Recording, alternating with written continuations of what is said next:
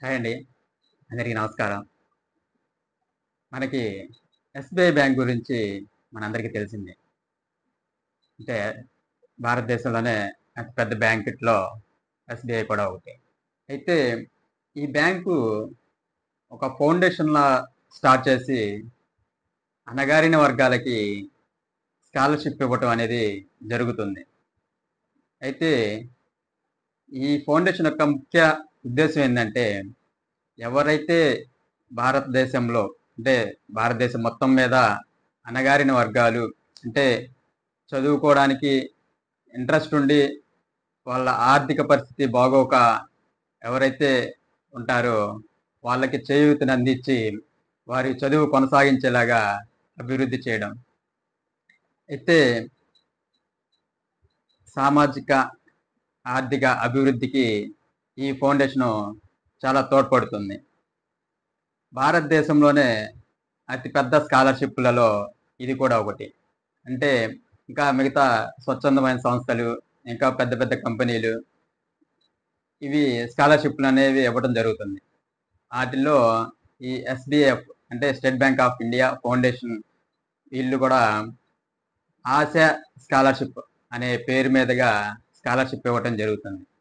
అయితే ఈ స్కాలర్‌షిప్‌కి present అప్లికేషన్‌లనేవి start అయినాయి.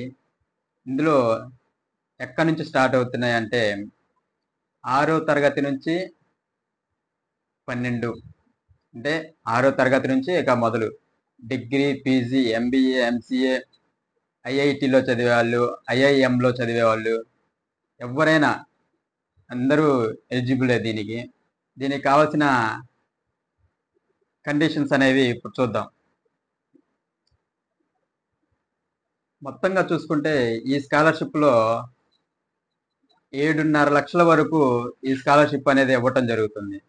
అయితే ఏ ఏ స్టూడెంట్స్‌కి ఎంతిస్తారు? వాళ్ళ వార్షిక ఆదాయం ఎంతుండాలి?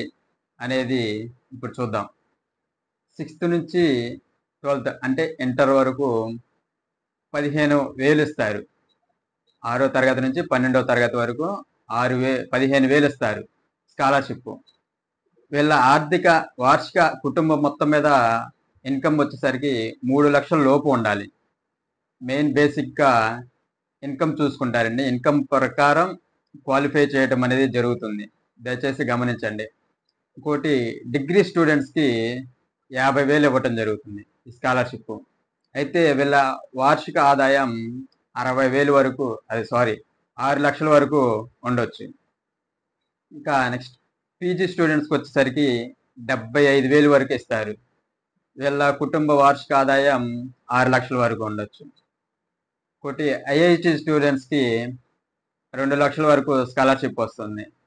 వీళ్ళ కుటుంబ వార్షిక ఆదాయం కూడా 6 లక్షల వరకు ఉండొచ్చు. నెక్స్ట్ ఐఐఎంలో ఎంబీఏ, పీజీడీఎం చదివే వాళ్ళకి మొత్తంగా 7.5 లక్షల వరకు స్కాలర్‌షిప్ అనేది రావటం జరుగుతుంది. అయితే వీటికి కావాల్సిన సర్టిఫికేట్స్ అనేవి చూద్దాం.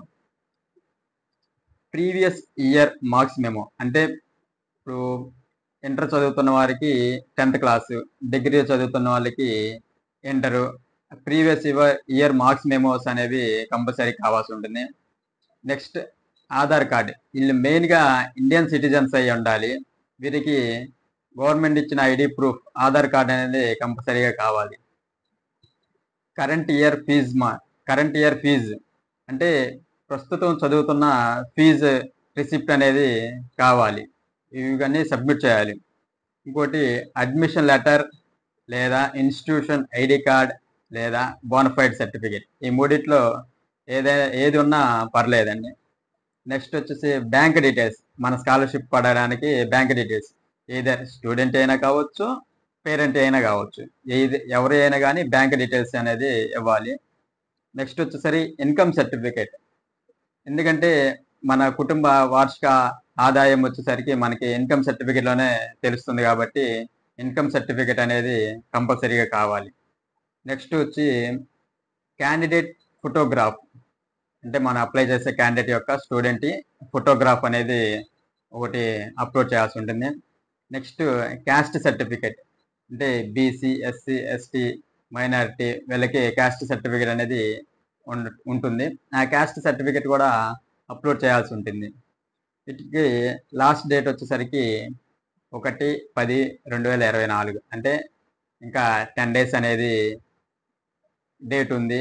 దయచేసి ఎలిజిబుల్ ఉన్న క్యాండిడేట్స్ అప్లై చేసుకుంటారని భావిస్తున్నాను. Thank you.